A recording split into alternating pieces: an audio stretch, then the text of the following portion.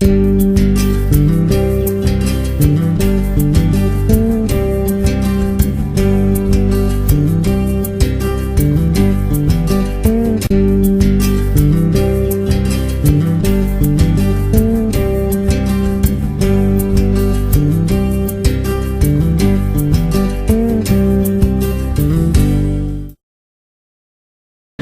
here in Annapolis with Dr. Brent Geary from the Milton Erickson Foundation. Dr. Geary came to Brazil to teach Ericksonian Hypnosis in a workshop held by the Instituto Crescente de Desenvolvimento Humano. And we will be talking about hypnotherapy, Milton Erickson, and his work. Dr. Geary, it's a pleasure to have you here. Thank you for talking to us. My pleasure, very much so. Okay, so can you tell us how was your first contact with hypnosis? My first contact with hypnosis was as a subject. My father was a student of Dr. Erickson in the 1950s, and he would take seminars with Dr. Erickson throughout the western United States. And then he would come home and he would take me into the living room and have me look at a spot on the ceiling and start talking to me in these strange ways when I was 4 or 5 years old, and later I found that this was hypnosis. So my father practiced with me for years, so I really grew up with hypnosis. Wow. And what are the basic differences between traditional hypnosis and Ericksonian hypnosis? Traditional hypnosis has usually emphasized one of two things, either the skill of the therapist and the power that gives the therapist to make this hypnotic state occur, or the adequacy of the subject. Sometimes this is called hypnotizability or suggestibility. They even have tests that can measure whether a person is low or medium or high hypnotizable. And so it's usually been a more authoritarian, a more direct approach. It tells the person what their experience is. You are listening to the sound of my voice and what's going to happen, and you will relax deeper and deeper. The Ericksonian approach much more emphasizes the relationship, and it doesn't see the hypnotist as having some sort of special powers. Also, we think that most people who can pay attention and have control over their thoughts, which is probably about 90% of the population, can experience hypnosis. So the task of the hypnotist is to determine at what people are good in hypnosis, emphasize those things, and then utilize them within the therapeutic relationship. Now, I should say that over the last 15 or 20 years, the differences between Ericksonian and traditional hypnosis have been disappearing. More people are using a more permissive approach, talking about possibility. You can take a deep breath rather than you will, and you might, you may, these sorts of things, even in the traditional field. The major difference that remains is that Ericksonians often use some sort of story, metaphors or anecdotes, analogies, these sorts of things, whereas the traditional people don't do very much of that. I see. And did you meet Dr. I met Dr. Erickson? Erickson in 1979. It was about 8 months before he died. I went to Phoenix to take one of his teaching seminars. And how long have you been working with Ericksonian hypnosis? Professionally, it's been over 30 years now. I started to take workshops in Ericksonian hypnosis shortly before I went and saw Dr. Erickson in 1979. I was getting my master's degree, and so that was when I first started to really become skilled in hypnosis, and then I started to use it professionally. And what about the Erickson Foundation? How long have you been working there? When I got my master's degree, I worked for a few years, and then I moved back to Phoenix. I had lived in Phoenix for a number of years previously. I moved back to Phoenix in 1985 to take my doctoral program at Arizona State University. And when I came back in 1985, I had been corresponding with the foundation, so I started to do some volunteer work for them for a few years. And then we had a clinic at the foundation in 1988 and 1989, from which we started to do the intensive training programs that are still going to this day. The clinic only lasted about 2 years, but we're in the 23rd, I think, year or 24th year, I lose track, of the intensive training programs in Phoenix now. Wow. And what do you think are the advantages of using hypnosis in psychotherapy? Hypnosis can sometimes shorten psychotherapy. It can concentrate the therapeutic effects into a shorter period of time. I think there are some areas, some disorders for which hypnosis is almost necessary. I wouldn't quite say necessary, but it certainly is the treatment of choice. I think in the treatment of anxiety, it's something that is exceedingly useful. But the literature shows that hypnosis has really been applied to all the psychological disorders and many, many different medical and even dental disorders.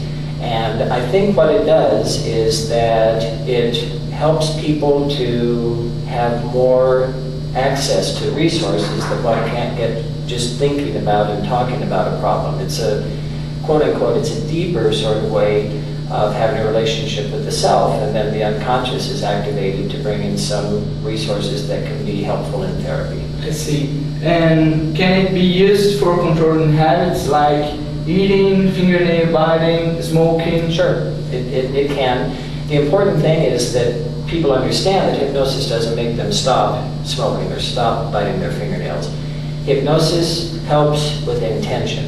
If a person intends to have a good diet, to exercise some, to lose weight, the person intends to not smoke anymore, hypnosis can be very helpful supporting that intention. But all too often people come and think they're going to relax for 20 minutes and then they don't want cigarettes anymore, they don't want to eat chocolate anymore.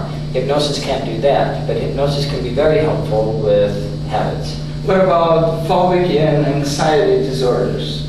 Absolutely. It's through the years, hypnosis has been shown to be most effective with the anxiety disorders, which makes sense because anxiety in its various forms involves too much activation of the nervous system, and people get tense and nervous and on edge, and hypnosis is the opposite. It allows people to calm and to relax so that they can do what most people can do. You know, most people aren't phobic of jumping in a swimming pool. That's the normal response. You can jump in a swimming pool. If you become phobic of it, we're just trying to bring people back into the normal range so they can do that too. And that involves being able to control the tension in your body, being able to breathe properly, and hypnosis is exceedingly helpful with these sorts of things.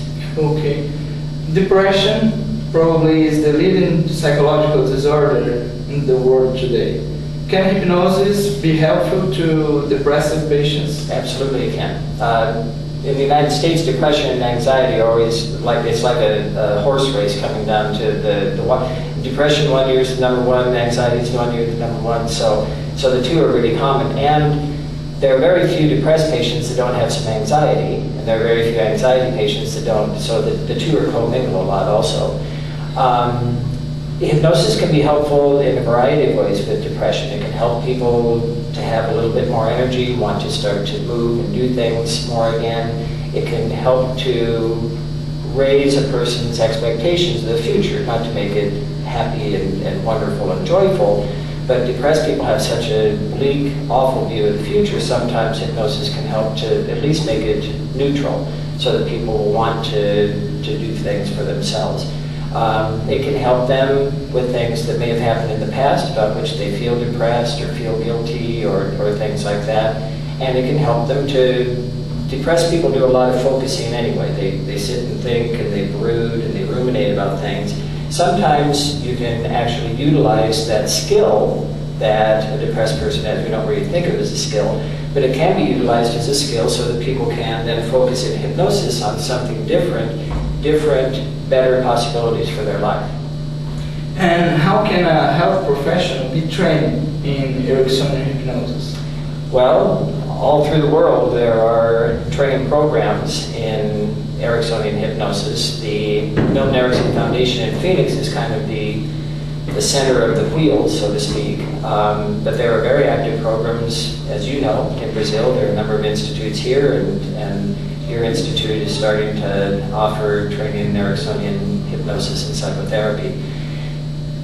Most of the time, in most countries, what's required is that a person be in a health profession, either a mental health profession or a medical health profession or something of this sort, because really a person needs to have a background in the way that the human mind works, human emotions, They need to know something about psychopathology and these sorts of things. If you just bring a person in off the street, hypnosis can be very dangerous because you can very quickly take people to times and places in their life that were very frightening, and a non-professional doesn't know how to handle these things, and it can be intensified in hypnosis. So we really absolutely recommend that people at least have a master's degree or be studying toward a master's degree in a health-related profession, and then they can come to training in Phoenix, they can come to training in Goiânia or Annapolis, or they can go to training in Germany. All through the world there are seminars and training programs and workshops that are given in Ericksonian hypnosis, so they're abundantly plentiful and available. How do you like your visit to Brazil? I've absolutely loved Brazil. It's been a wonderful visit for me. Everybody told me I would love the people. They're lively and friendly. They're always late. Not all of them. But they are very friendly and curious and open, and the scenery in Brazil is beautiful. We went to a wonderful park, and it was a very nice drive through the countryside of Brazil, and I hope to come back. It's a vibrant country, and as I've told you, I'm surprised at how similar Brazilians and Americans are. I think because both of our countries were settled by Europeans who came across the ocean, so we're both New World nations, and I expected there to be more of a difference, but I think Brazilians and Americans are really much more similar than I ever anticipated. So it's been a wonderful, fabulous trip. Oh, great. So thank you, Dr. Geary. Thank you. I wish Instituto Crescente can bring you here to Brazil in the near future. I hope so. It's been a wonderful trip, and your efforts have been magnificent. Have a good trip back to Phoenix. Thank you.